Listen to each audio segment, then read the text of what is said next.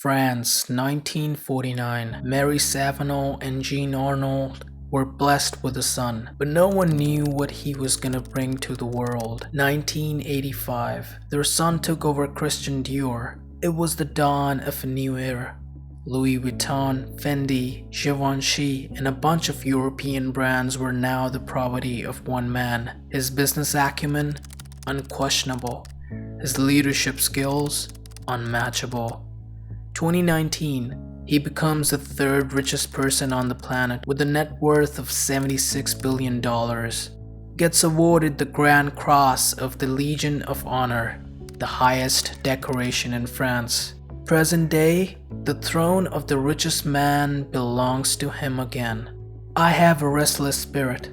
I'm always looking for something new, something different. I believe in risk-taking, but not recklessness. I believe in calculated risks, in taking a leap of faith, but always with a safety net. Welcome to Business Finance Media. Those were the magical words of Bernard Arnault, and he is on a new mission. What exactly? Let's find out. Arnault began his career in his family's construction business, but soon set his sights on different kind of enterprise. In the early 1980s, he started acquiring struggling fashion and luxury goods companies to turn them around and make them profitable.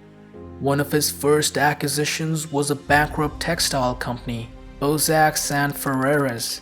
Arnault recognized the potential of its subsidiary, Christian Dior, and used the profits from the sale of other Bauzac assets to acquire a controlling stake in the iconic fashion house. With his trademark flair for marketing and brand management, he transformed Christian Dior into one of the most successful luxury brands in the world. But Arnault was just getting started. In 1987, he engineered a hostile takeover of the French conglomerate LVMH. This move gave him control of a portfolio of high-end fashion, jewelry, and perfume brands, including Louis Vuitton, Givenchy, and Fendi. With his keen eye for talent and his commitment to quality, Arnault turned these brands into household names, earning billions in profits along the way. He is the world's richest man, standing tall at the net worth of more than $214 billion. At 73 years old, the founder of LVMH is now using his vast knowledge to solidify his family's reign as the most prominent luxury goods empire on the planet. He is taking measures to prevent potential sibling rivalries from derailing his plans. But make no mistake, this is a dangerous game.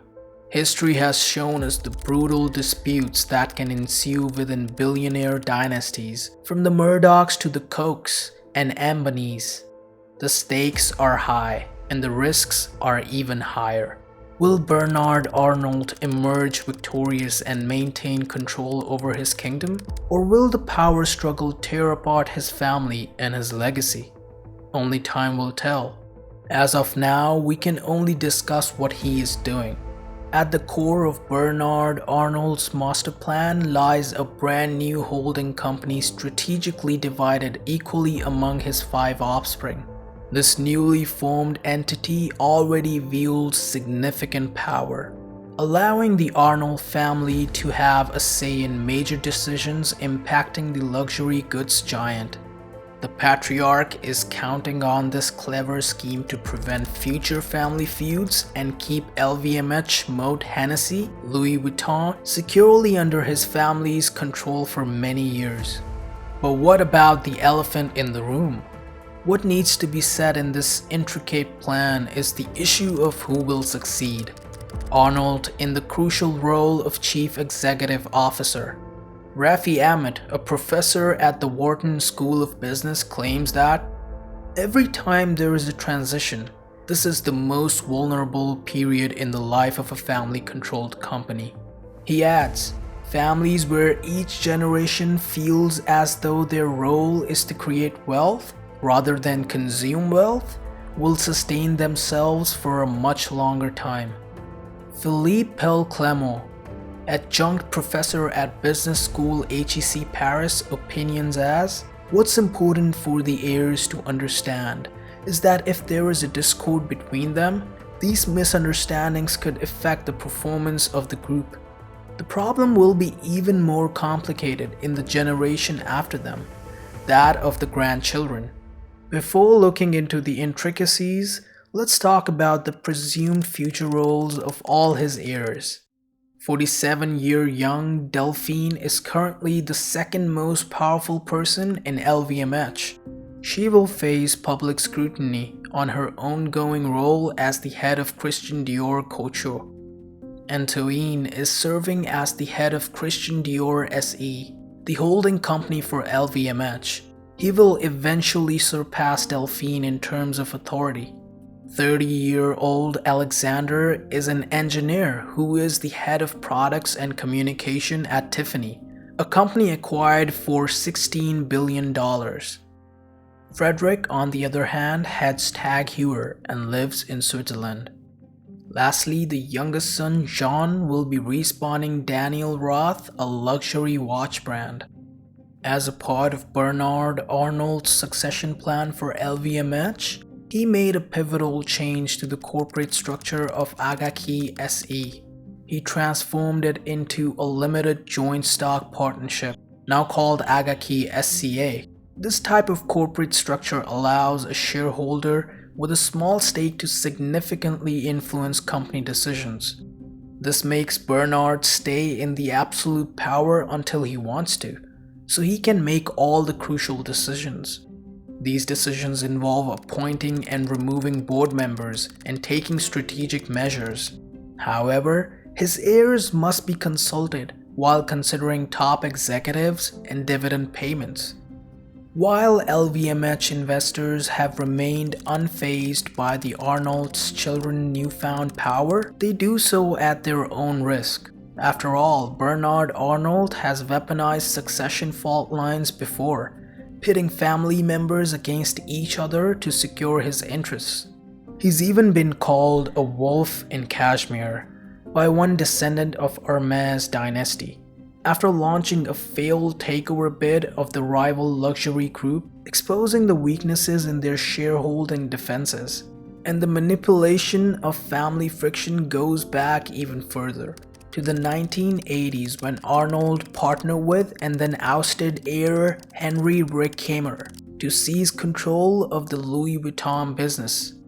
The tension is evident as the Arnault family's grip on LVMH hangs in the balance, since only a few families in the world have managed to maintain their vast wealth over generations.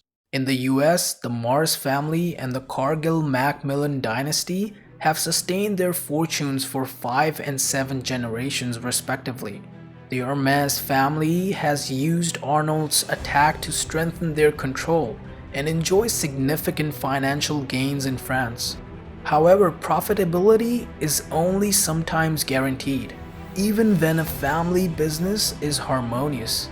According to fund manager Carmignac, family-owned companies tend to outperform non-family ones, but there is a diminishing return over time, and subsequent generations may not reinvest profits or share the same vision as the successful founder. Governance is also a risk, with top management tending to remain in place for longer. While Arnault's children have been given power, they have yet to be trusted to head of the companies that generate the bulk of LVMH's profits. Louis Vuitton, for instance, had sales of over 20 billion euros last year and is led by trusted lieutenants who have mentored their heirs. Although LVMH does not provide a breakdown of the profitability of each of its brands, a report by analysts at HSBC in December revealed that Louis Vuitton was the most profitable brand, estimated to generate 11 billion euros in 2022, 3 times more than Delphine's new area of responsibility, Dior Couture. Despite Tiffany contributing more than 1 billion euros in profit last year, brands such as Loro Piana, Tag Heuer, and Berluti overseen by the Arnault children did not make it to the top 10 brands analyzed by HSBC. This situation brings us all back to one question. A question narrated the best way by Pel Claymore. He said, "The question is whether one of the children really wants to be the operational head of the group, or do they consider that their duty and mission is to exercise control without necessarily being CEO. Maybe one would be chairman of the board." According to Amit, if Bernard Arnault decides to look for a CEO outside his family, he may consider Antonio Belloni, who is currently the deputy CEO and a member of the company's executive committee and the board, in addition to Delphine and Antoine. While it may be helpful to appoint a replacement to minimize friction among their heirs, there is no immediate rush. What is crucial is the process of appointment, to prevent poisonous rivalry among the heirs. Bernard Arnault has surrounded himself with an intelligent family who is being trained to progress and become more relevant to the business, as stated by LVMH's Delphine Arnault. CFO Jean-Jacques Gianni confirmed that Arnault has not revealed his succession plans and that there is no indication of favoritism among his children, even if there appears to be a healthy competition between them, which Arnault fosters among his LVMH labels. How the succession plan works out? It is generally a question only time can answer. Subscribe to Business Finance Media for more blues from the world of finance.